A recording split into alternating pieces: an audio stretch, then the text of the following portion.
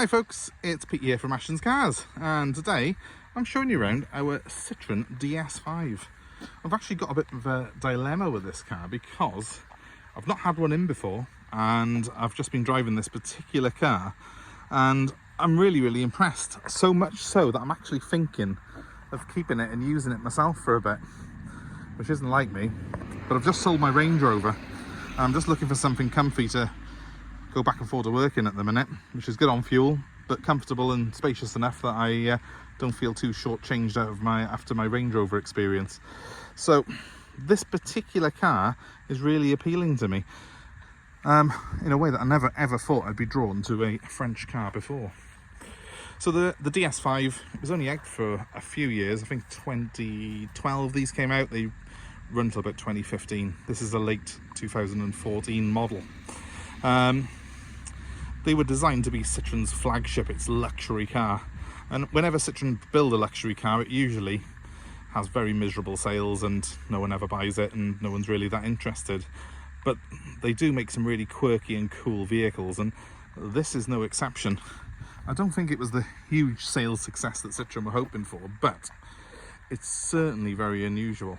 It's got twin exhausts at the back, as you can hopefully see there. Nice, I will say metallic pearlescent paint finish perhaps. Some diamond cut 18-inch alloy wheels which really fill the arches, and lashings of chrome and aluminium. Really cool. Look at that down the side, and then a flash down from the mirror down this long bonnet right the way to the front end with a big chrome grille on it. I'm not kidding, it's very cool, and it's a really big car. In fact, it's something like 4.7 meters long, so it's not far off the length of my RangeRover. And I don't think pictures really do this car justice. It's when you see it in proportion to other vehicles. It's longer than, for example, an Insignia or a Mondeo, but a little bit higher, which makes it great for getting in and out of, and it handles fantastically well. Now I will say this is the top of the range model. This is the D style. So it's the all bells and whistles model. It's got things like reversing camera, it's got front and rear parking sensors, it's got a full leather interior and a panoramic glass roof, which inside is split into 3 separate sunroofs with electric sunblinds on them. Another really cool feature, and not something that I've seen in many cars before. I've certainly never seen design cues like this before. I mean, it's just, I think, amazing. So, I kind of need your help here, guys. Do I sell it or keep it? That's what I'm wondering whether to do. It's, yes, I know it's a Citroen. It hasn't got that badge that I normally go for things like Audis, BMWs, Jags, Range Rovers. But you know what? Citroens make a flaming good diesel engine, and this 2-litre HDI in this car's got over 160 horsepower. So it really shifts 0 to 60 in about 8 seconds. And yet it still does 57 miles per gallon. Costs, off the top of my head, about 150 quid a year to tax. So it's cheap tax, very cheap running costs, and it looks cool. I mean, this tailgate's really cool with a split window. That's glass as well. In fact, that's glass as well. The whole thing's glass. And when we get inside, look at that. Glass roof there, and then go into the front, 2 separate glass roofs, the passenger and the driver. How cool is that? And it's really spacious too. Plenty of room in there. A really upmarket car. This would have been about 35 grand when it was new, with all these extras on it. It's a fraction of that cost today, but you know, it still feels very modern. Sports seats which are fully electric, and being French, of course, really comfortable. It's got a fantastic ride on it. Because it's got that big glass roof, it feels airy and it feels nice inside. And it's just got loads of little design quirks, like those electric blinds on the 3 different roofs. And you can close them and open them independently of one another. You don't just press one button and they all close up. You can leave the front ones open, have the back one closed, etc. Really is quite, yes, quirky, maybe unnecessary, but hey, it's cool. This car is just really cool. It's got a good boot as well. It's quite practical. So there's a little button under here. Press that. Up it goes. You've got your Waitrose bag in there. That's mine.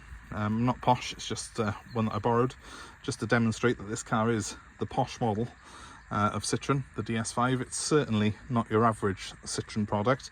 It's got loads of room in there, it's well proportioned. It is a hatchback, so the opening's nice and big as well, and you can fold those seats down if you want to get extra space. And I just showed you the back, I just touched on that. The main thing is plenty of room, rear ventilation controls, nice contoured seats with stitched leather, which really look, you know, it is the real deal, look really good quality, nice and soft. It's got ISOFIX points in it as well. It's a nice place to be, the interior side of this car, and when you're in it you do feel, you know, like you've got a nice big glass area, because, well, essentially you're just surrounded in glass. I love the wheels. They're 18-inch. They're what we would call a diamond cut design, which you normally get tarnishing on, but these are perfect. They've really aged well. Look at that. Just has a look of a well looked after car, this particular one does as well. Let's just jump in the front. Look at that. How cool is that interior? It's like a spaceship. Flat bottom steering wheel as well, like you get in the Audi. Only in this car it rides beautifully because it's on much softer springs than an Audi. It's more comfortable, but it still handles really well. There's a tiny bit of crack in here in the leather on this bolster, but it's certainly not detrimental really to the overall appeal of this car. I mean, this one's done over 120,000 miles and I think it's aged exceptionally well. Everything on it works as it should.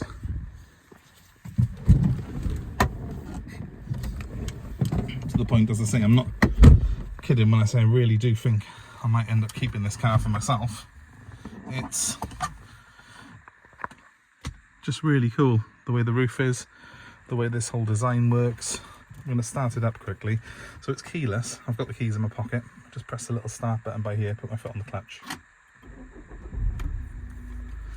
And she fires up. Now let's just turn that down. There we go.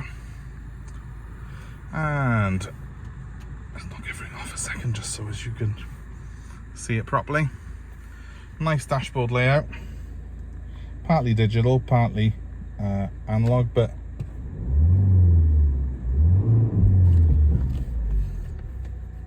I just accidentally took the handbrake off then. Revs really nicely.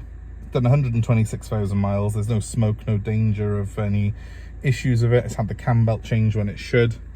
That's the one thing you do need to check on these, because they have got a cam belt, not a chain.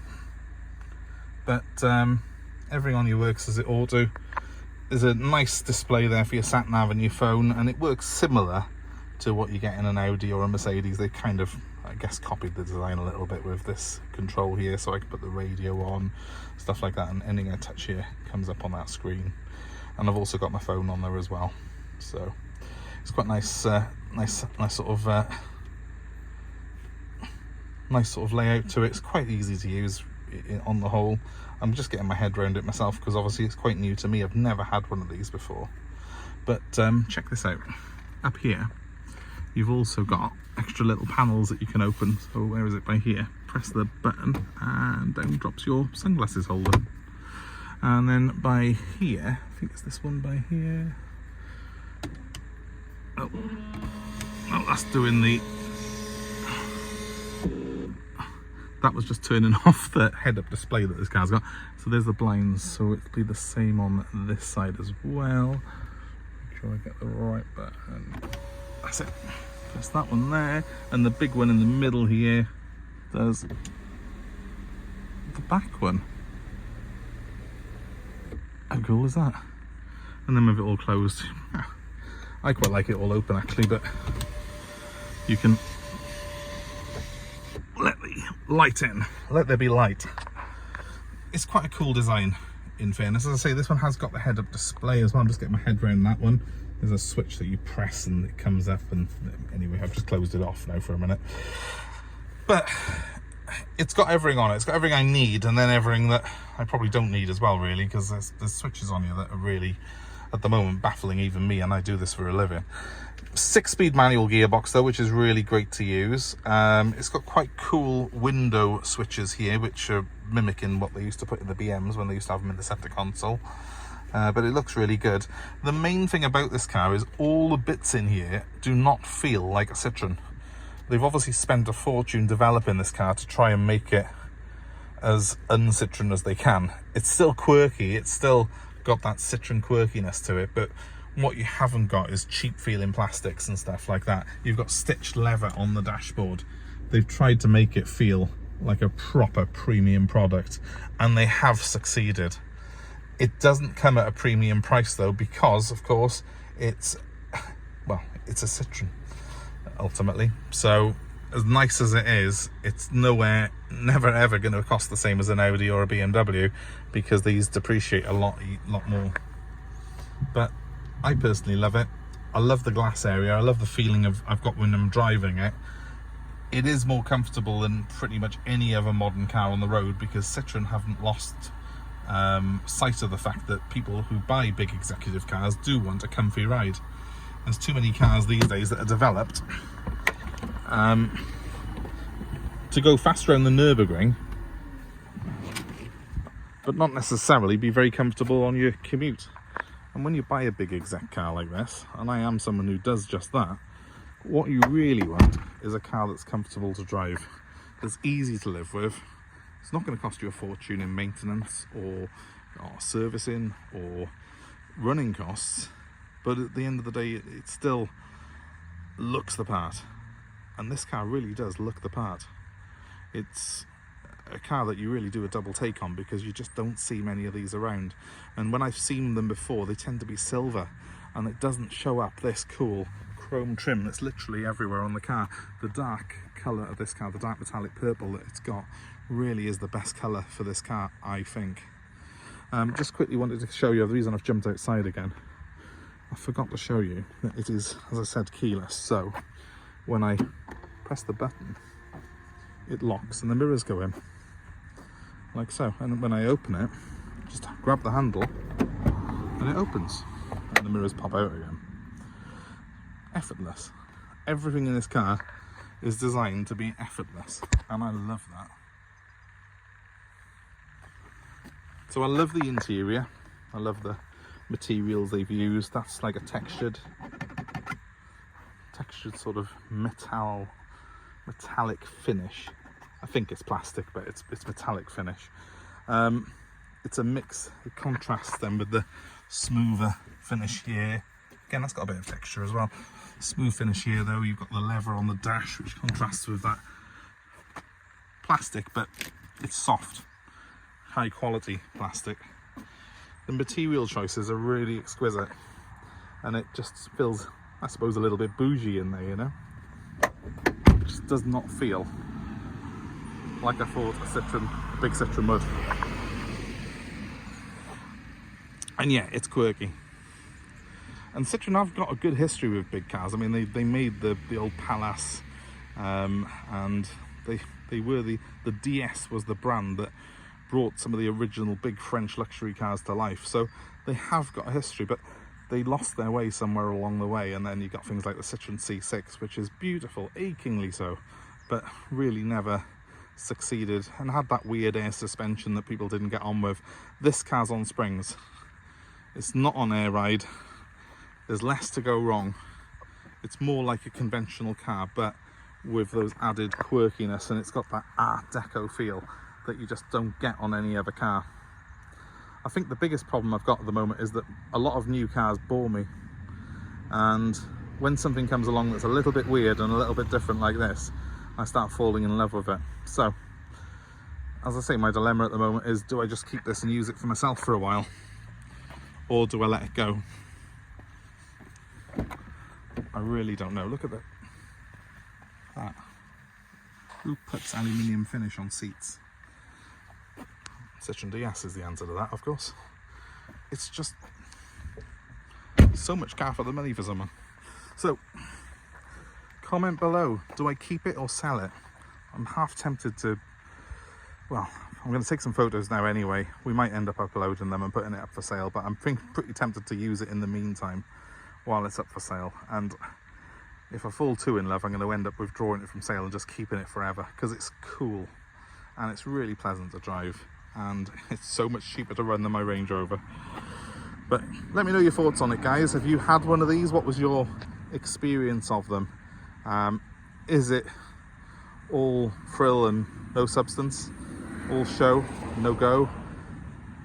Looking at the figures, I think it's definitely got the go to match the show, but let me know what your thoughts are, if you've had one, if you've driven one. This is the diesel model, this is the 2 litre. The one thing I would say, if you're looking at these, the 2 litre diesel's worth finding. They do a petrol version and a hybrid. They're quite rare to find.